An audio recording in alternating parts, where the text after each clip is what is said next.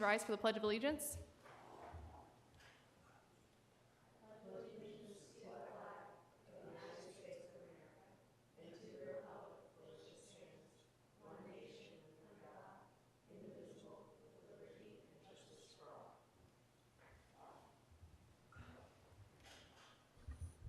All right, we will do the roll call. Ms. Stoller, Here. Mr. Taylor, Ms. Bukersich. Here. All right, we do have a quorum to hold tonight's meeting. The next item on the agenda is approval of the previous minutes. Do I have a motion for approval? So moved. I'll second. All those in favor say aye. Aye. Aye. All right, we have no minor plat items, so the first public hearing that we have tonight is PP-22-5 Flat Rock Estates, and Jonah Butler will present. Good afternoon. Presented before you is PP 22-5, the Flat Rock Estates. This plat would establish 7 lots, 5 of which are proposed as new single-family residences, with 1 single-family lot remaining and 1 lot remaining as a horse training facility. This project is not part of a PUD, and the resulting subdivision is proposed to meet R2 standards. The project area is unincorporated and located within Fall Creek Township in East Fishers, identified with the star in red. This is a zoomed-in look at the corridor in which the project is proposed. Here we see the project area highlighted in red and both Connecticut and Southeastern Parkway identified. The project area is adjacent to the Ridge and Village at Flat Fork to its west, with the Heritage at Vermilion subdivision to its south. This area is currently and desired to remain largely single-family and estate residential. Here we see that the project is well outside the corporate limits of Fishers, and as such, annexation is not requested as a commitment of approval. Here's the plat situated in context. Here we can see the 7 lots comprising Block A. Here we see Lot 1 called out to remain as a horse training facility, Lot 2 to remain as a single-family residence, and the other 5 lots to be subdivided for new estate residential lots.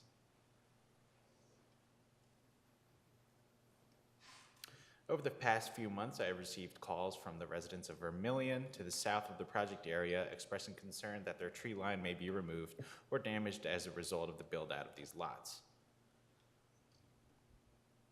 Here we can see that tree line in question abutting Vermilion to the south, highlighted in red. This is the Flat Rocks Estate plat at the southern border adjacent to the Vermilion residence. The line depicts the project area of Flat Rock Estates.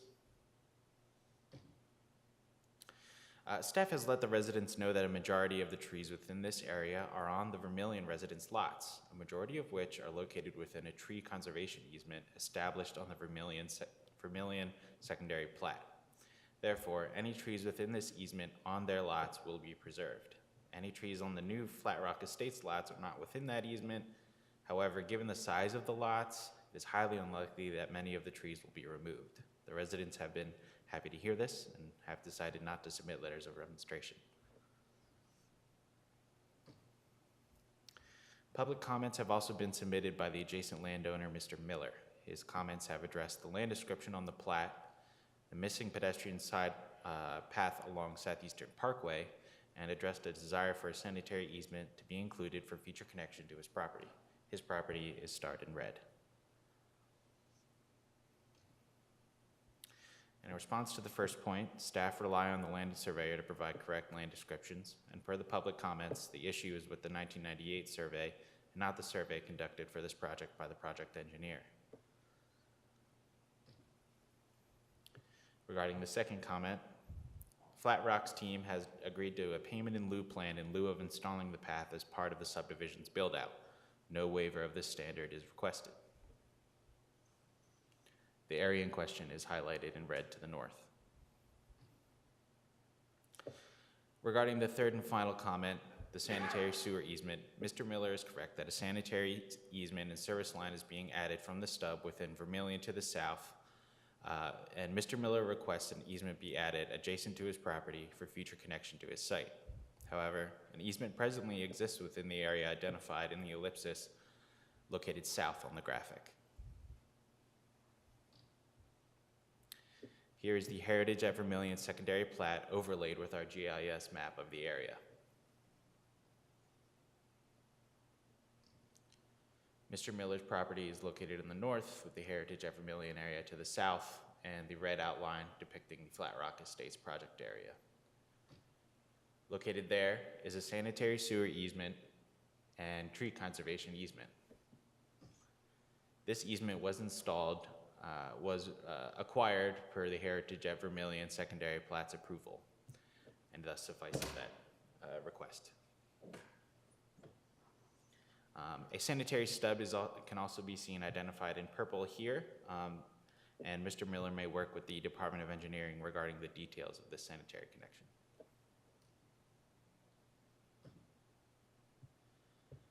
That all said, the plat is in line with the objectives of the Fishers Unified Development Ordinance. These parcels are zoned R2 and aligned with the future land use plan of estate residential. The future development on the new lots will meet the intention and standards of the established zoning district, R2. Therefore, staff recommends approval of plat PP 22-5 as presented, as it meets all local and state requirements. Thank you. Thank you, Jonah. Does the petitioner have any presentation or any additional comments to add?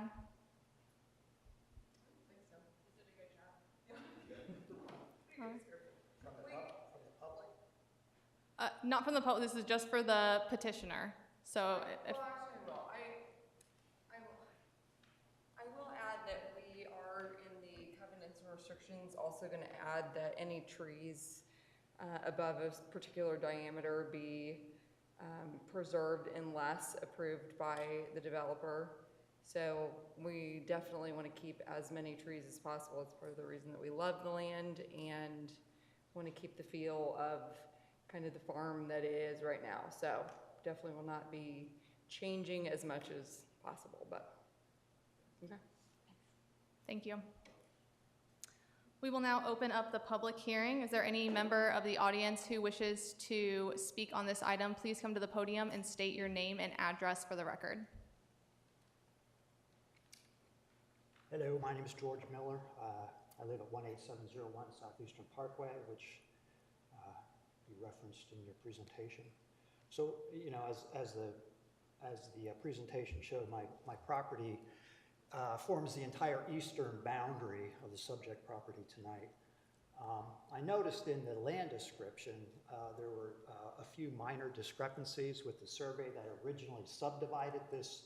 At one time was a 30-acre plot of land. And I indicated some of that stuff in the written comments that I provided to the committee, both by email and also by hard copy. But for example, there was reference made to a concrete monument at the point of beginning of the survey, which does not exist. And I'm also concerned with the placement of a capped rebar, which defines the southwestern corner of my property, the southeastern corner of the subject property. And those stakes vary by 4 feet, not in my favor. So essentially, my assumption is that the survey for this property, at least with respect to that particular point, varies by 4 feet, and that I believe is too much. Now it's possible that stake is not a Flat Rock Estates survey stake. It was placed there by We Engineering. I don't know if that's your survey guy or not. No. Okay, then it's quite possible that stake maybe defines a corner for one of the Vermilion properties. That's what she's thinking. Okay. And sir, if you just want to make your comments and then we'll address All right. them Yeah. afterwards. Okay. So that was one of my main comments. Then the other 2 comments were relating to the perimeter path and the request for an easement.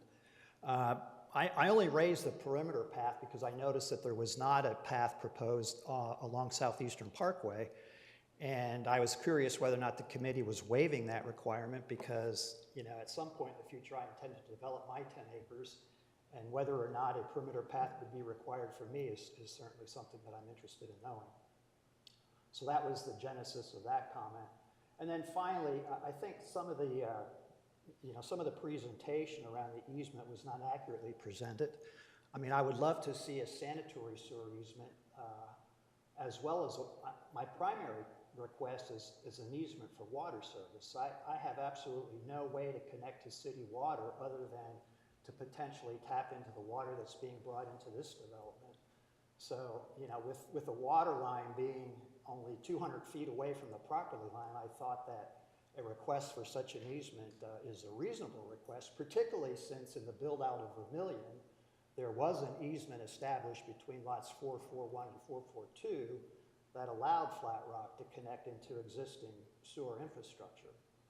So my primary request is not necessarily for sanitary easement, but primarily for water, access to water infrastructure. I mean, it would be great if there was a sewer easement back there as well, but as you indicated in your presentation, there is a sewer stub from Vermillion that extends to my property further south than, further east than the existing easement. So that's basically all I have to say. But again, I want to emphasize that my request for an easement is primarily related around city water.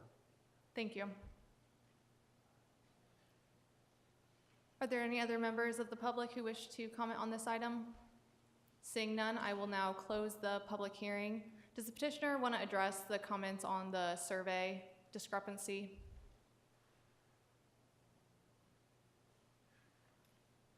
Hello, I'm Leanne with Stuppleworth and Associates.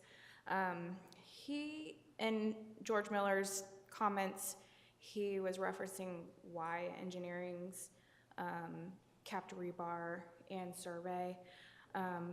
I went back to look at the survey that we did on the Flat Rock in 2008, just to confirm that maybe Markers he was saying that we did something.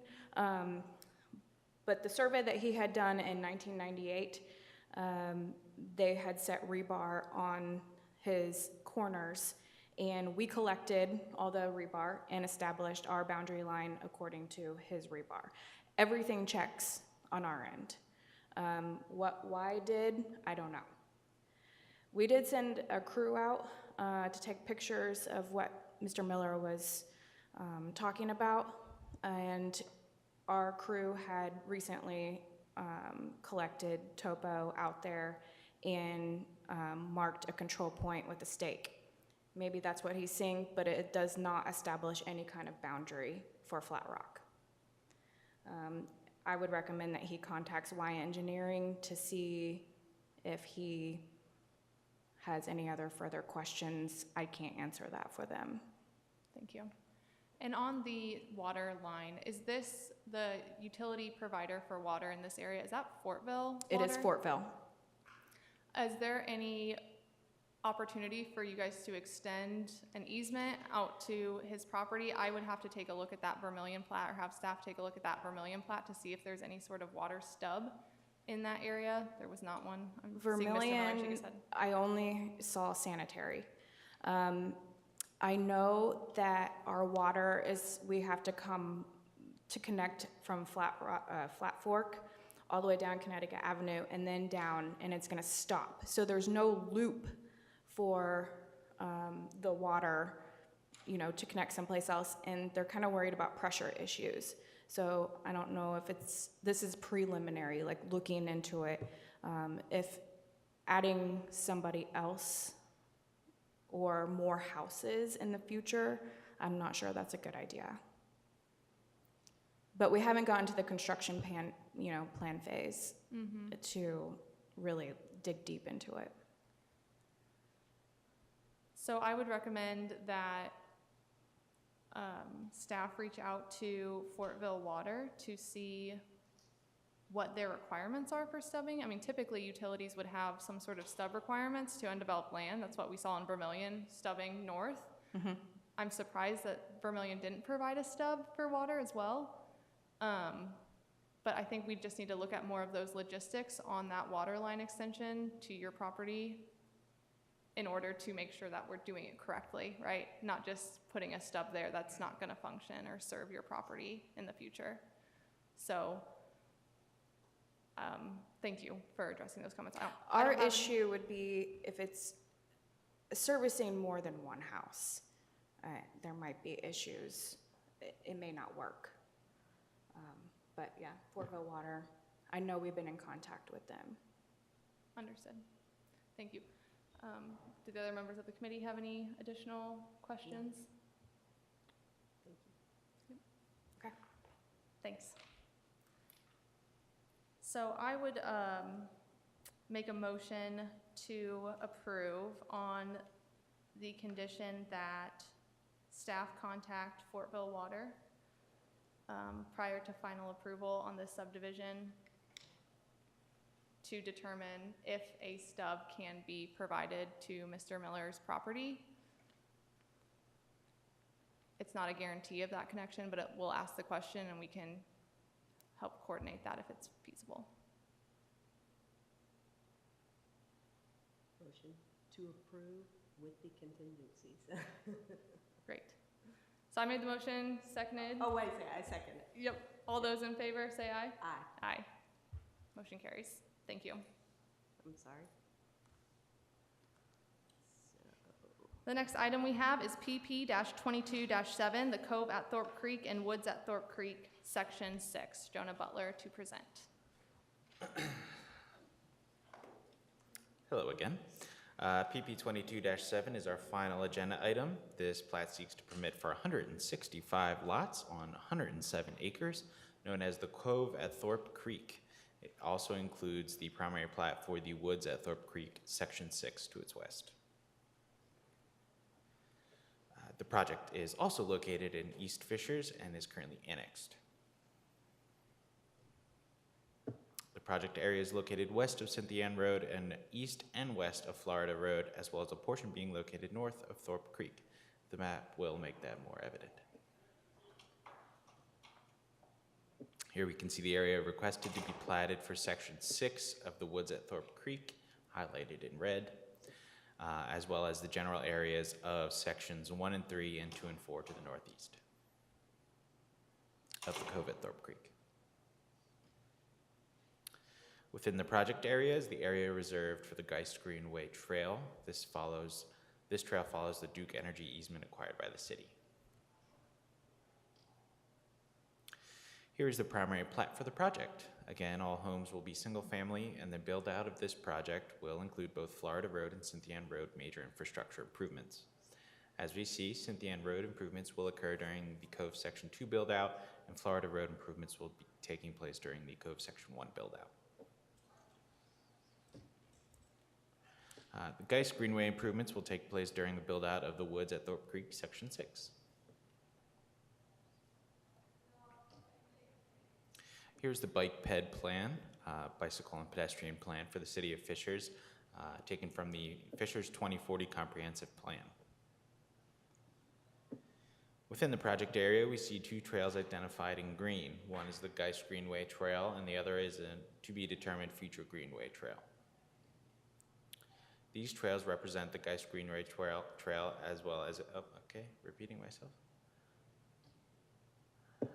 Presently, the easement required for a public trail there does not exist on the plat and is requested roughly as shown above in red.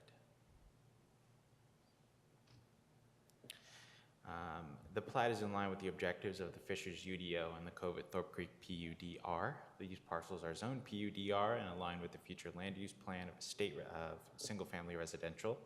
The future single-family development on these new lots will meet the intention and standards of the established zoning district, the Cove at Thorpe Creek PUD.